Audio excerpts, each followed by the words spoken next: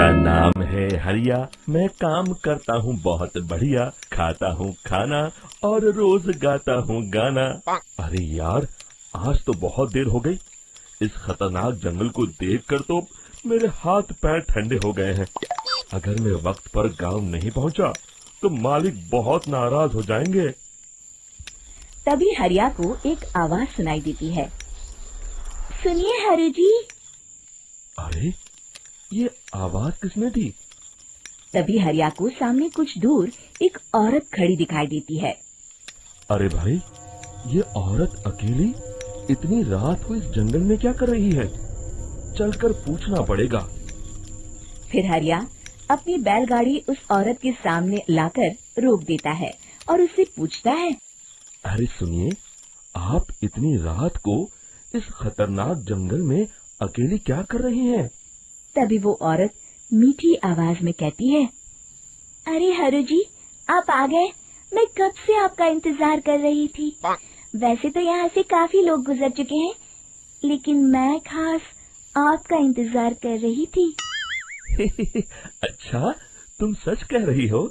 मुझे तो यकीन नहीं हो रहा है। वो क्या है ना, आज तक किसी ने मुझसे इतने प्यार से बात नहीं की। हाँ हाँ हरु जी, मैं सच कह रही हूँ। अब देर मत करिए और जल्दी से मुझे मेरे घर तक छोड़ दीजिए। हाँ हाँ, कौन सी बड़ी बात है, अभी छोड़ देता हूँ। आप मेरे पीछे बैलगाड़ी में बैठ जाइए और मुझे रास्ता बताते चलिए। फिर वो औरत हरिया की बैलगाड़ी में बैठ जाती है और हरिया बैलगाड़ी हाँकता हुआ आगे चल पड़ता है। फिर उस औरत के बताए हुए रास्ते पर चलते चलते हरिया बैलगाड़ी लेकर एक काली गुफा के आगे आकर रुक जाता है। हरिया उस औरत से पूछता है। हाँ देवी जी, आपका घर कहाँ है? यहाँ तो एक गुफा के अलावा और कुछ नहीं है। तभी अचानक वो औरत हवा में उड़ने लगती है। देखते ही देखते उसका सुंदर रूप एक डरावनी चुड़ैल में बदल जाता है और वो जोर जोर से हंसती है। अरे तू तो एक नंबर का बेवकूफ निकला। तू तो बड़ी आसानी से मेरी बातों में आ गया। अरे मर गया रे, ये तो एक चुड़ैल है। हे भगवान बचा ले, ये तो बड़ी डरावनी दिखाई दे रही है। और फिर अगले ही पल हरिया की बैलगाड़ी में रखा सारा सामान हवा में उड़ता हुआ उस काली गुफा के अंदर चला जाता है और वो चुड़ैल भी उस गुफा के अंदर जाकर कहीं गायब हो जाती है। हरिया ये नजारा देख बुरी तरह घबरा और परेशान हो जाता है। अरे, ये चुड़ैल तो मेरा सारा सामान लेकर गुफा में गायब हो गई। अब क्या होगा? अगर मैं गांव खाली हाथ गया तो मालिक मेरी अच्छी खबर लेंगे। मेरी इस बात का कोई यकीन भी नहीं करेगा। फिर आखिर वही हुआ। हरिया के मालिक चंपक सेठ को हरिया की किसी भी बात पर रत्ती भर भी यकीन नहीं हुआ। चंपक सेठ को लगा हरिया झूठ बोल रहा है और उसने ही लालच में आकर सारा सामान हड़प कर लिया है। फिर हरिया को बेईमान समझकर चंपक सेठ उसे काम से निकाल देता है। अगले दिन अपनी दुकान में परेशान बैठा चंपक सेठ गुस्से में बड़बड़ाता है। अरे, दुकान में तो सामान बिल्कुल भी नहीं है। अब मुझे ही शहर जाकर सामान लाना होगा। फिर वो अपनी बैलगाड़ी लेकर शहर चला जाता है। शहर से सामान लेकर जब चंपक सेठ वापस गांव लौट रहा होता है, तभी उसे एक आवाज सुनाई देती है। चंपक जी, ओ चंपक जी। अरे, ये तो कोई मेरा नाम लेकर मुझे पुकार रहा है। फिर उस रास्ते में वही औरत खड़ी दिखाई देती है। फिर क्या था, हरिया की तरह चंपक सेठ भी उस औरत के पास अपनी बैलगाड़ी लेकर जाता है और वो भी उसकी चिकनी चुपड़ी बातों के मुंह जाल में फंस जाता है। फिर चुड़ैल उसे भी अपनी गुफा तक ले जाती है और उसका सारा सामान लेकर गुफा में गायब हो जाती है। बेचारा चंपक सेठ लाचार होकर खाली हाथ गांव लौट आता है। फिर ये उस जंगल में रोज की बात हो जाती है।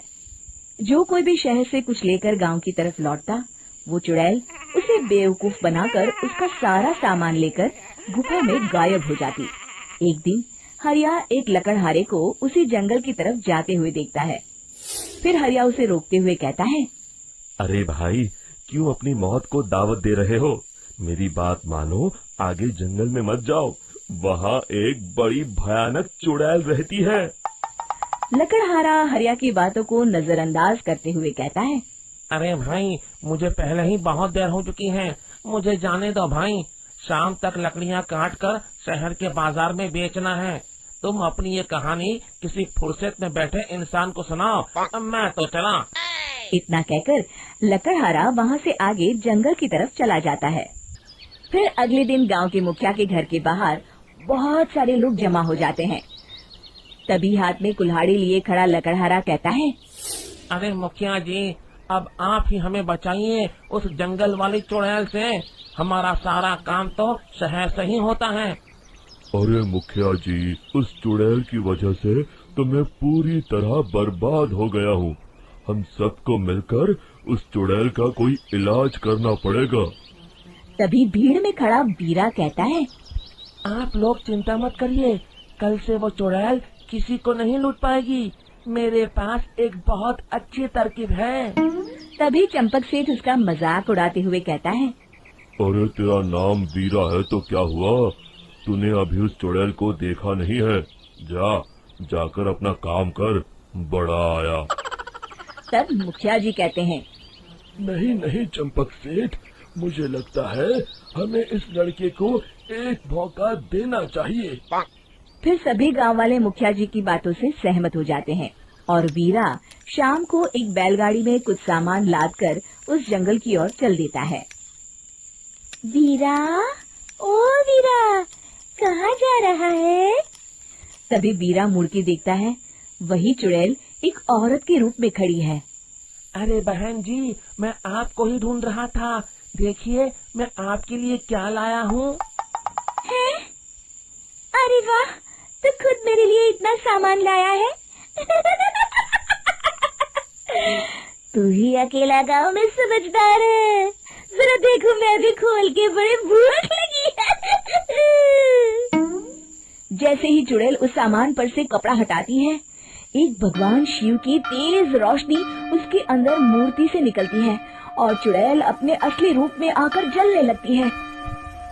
अरे मैं जल रही हूँ, बचाओ, बचाओ, ओम नमः शिवाय, मर गई मैं। देखते ही देखते वो चुड़ैल राख के साथ उड़ जाती है और सभी गांव वाले भी वहां जाते हैं। शिक्षा बुराई पे सदा अच्छाई की ही जीत होती है।